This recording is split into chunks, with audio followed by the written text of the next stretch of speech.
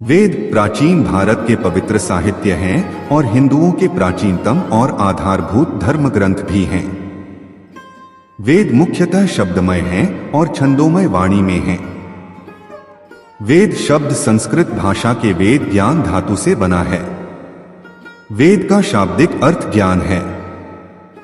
इसी धातु से विदित जाना हुआ, विद्या, ज्ञान, विद्वान, ज्ञानी जैसे शब्द आए हैं। वेद की मूल अवधारणा में आज तक कोई परिवर्तन नहीं हुआ। इसका कारण है उसके छंदबद्ध होने की अद्भुत शैली और वेद पाठ करने की खास विधि। वेद का दूसरा नाम है श्रुति। श्रुति जिसका अर्थ होता है सुनना। वेद सृष्टि के सृजनहार ब्रह्मा जी के द्वारा ऋषि मुनियों को सुनाए गए ज्ञान पर आधारित है।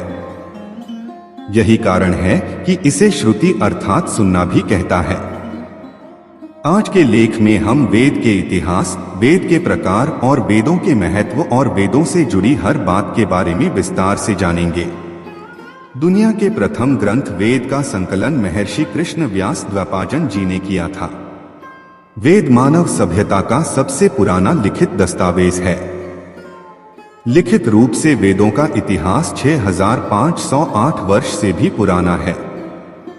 वेदव्यास जी, वेद व्यास ने वेदों को लिपिबद्ध किया था। अर्थात वेद तो अनादि है, वो वेदव्यास जी वेदव्यास के अवतार लेने के पहले भी थे।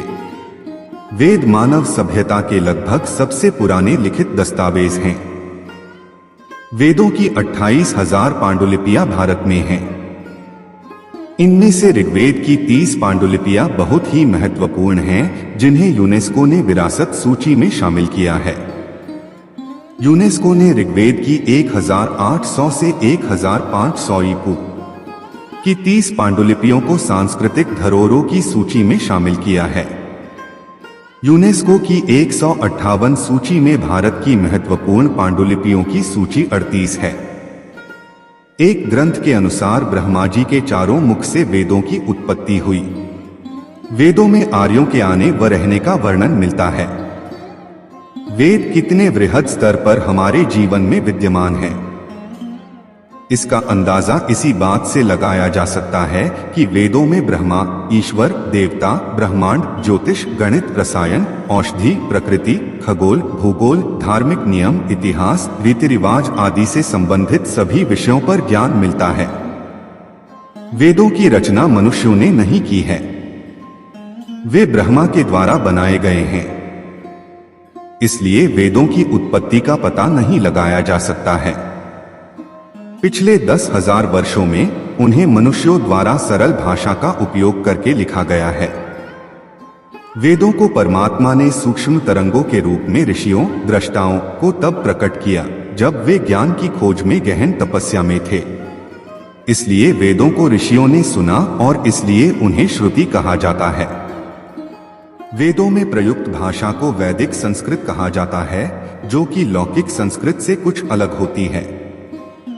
दृष्टा इतने दयालु थे कि वे मानव जाति के लाभ के लिए इस ज्ञान को साझा करना चाहते थे। इसलिए उन्होंने अपने शिष्यों को वेदों को वाक्यों, ध्वनि के रूप में पढ़ाना शुरू किया। शिष्यों ने अपने शिष्यों को पढ़ाना शुरू कर दिया।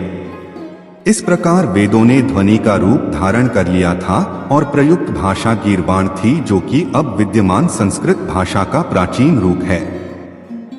गीर्वाण को देवताओं की भाषा कहा जाता है। वेदों के भाषा रूप को स्मृति, याद किया हुआ कहा जाता है। वेद अनंत हैं। वेद समय पर मानव जाति के मार्ग को रोशन करने वाली मशाल की तरह है। वेदों के संपूर्ण ज्ञान को संहिताबद्ध किया गया और ऋषि वेद व्यास द्वारा 4 प्रकारों में विभाजित किया गया था, जिन्हें ऋग्वेद, यजुर्वेद, सामवेद और अथर्ववेद कहा जाता है। कुछ अज्ञानी विदेशियों के साथ साथ कुछ भारतीय प्रचार करते हैं कि वेद आर्यों द्वारा लिखे गए थे, एक अलग जाति के लोग जो उत्तर भारत में कहीं से उतरे और उस ज्ञान को भारत के शेष हिस्सों में फैलाया। यह विचार पूरी तरह से निराधार था और इसका उद्देश्य यह फैलाना था कि वेद भारतीयों की संपत्ति नहीं है।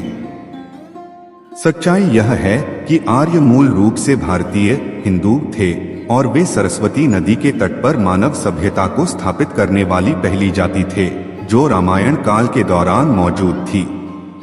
वेदों में सरस्वती नदी का 50 से अधिक बार उल्लेख किया गया है, जबकि गंगा नदी का केवल एक बार उल्लेख किया गया है।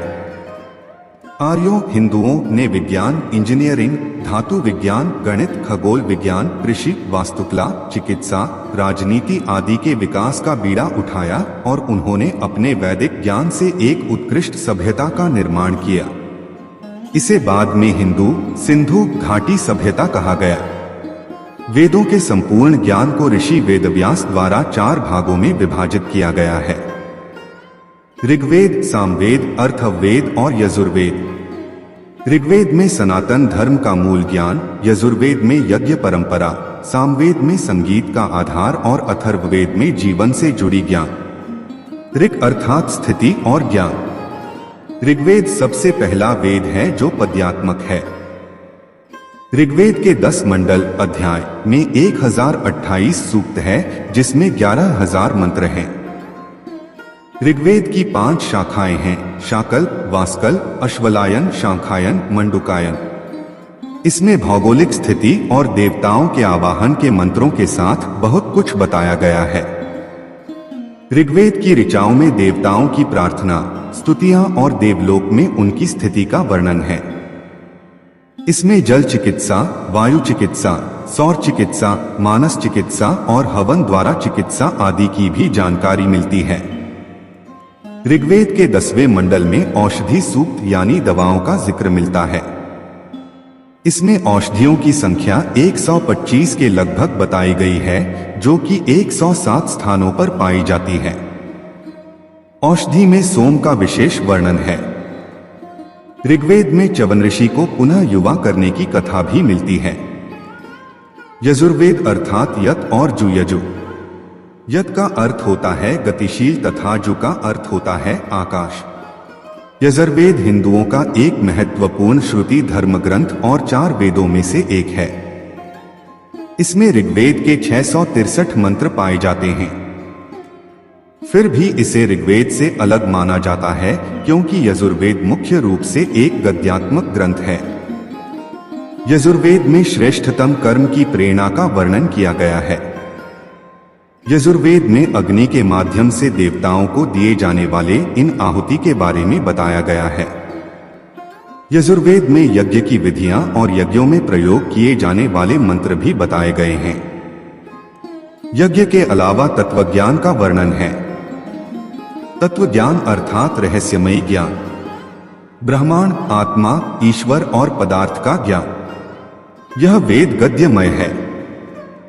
यजुर्वेद में यज्ञ के अलावा तत्वज्ञान का भी वर्णन किया गया है। तत्वज्ञान अर्थात रहस्यमयी ज्ञान, ब्रह्मांड, आत्मा, ईश्वर और पदार्थ का ज्ञान। इसमें यज्ञ की असल प्रक्रिया के लिए गद्य मंत्र हैं। इस वेद की 2 शाखाएं हैं, शुक्ल और कृष्ण। कृष्ण पक्ष वैशंपायन ऋषि का संबंध कृष्ण से है। कृष्ण की 4 शाखाएं हैं। शुक्ल पक्ष याज्ञवल्क्य ऋषि का संबंध शुक्ल से है। शुक्ल की 2 शाखाएं हैं। इसमें 40 अध्याय हैं। यजुर्वेद के एक मंत्र में बृहदान्यों का वर्णन प्राप्त होता है। इसके अलावा दिव्य वैद्य और कृषि विज्ञान का भी विषय इसमें मौजूद है। साम का अर्थ रूपांतरण और संगीत। सामवेद में ऋग्वेद की ऋचाओं का संगीतमय रूप प्रेषित किया गया है। सामवेद को संगीत शास्त्र का मूल माना जाता है। सामवेद गीतात्मक यानी गीत के रूप में उपस्थित है। 1824 मंत्रों के इस वेद में 75 मंत्रों को छोड़कर शेष सब मंत्र ऋग्वेद से ही लिए गए हैं। इसमें सविता, अग्नि और इंद्र देवताओं के बारे में जिक्र मिलता है। इसकी मुख्य रूप से 3 शाखाएं हैं, 75 ऋचाएं हैं। सामवेद के श्लोकों को गाया जाना चाहिए, न कि जपना चाहिए। इन श्लोकों के गायन को सामगान कहते हैं। पूरा वीडियो देखने के लिए दिल की गहराई से शुक्रिया, धन्यवाद।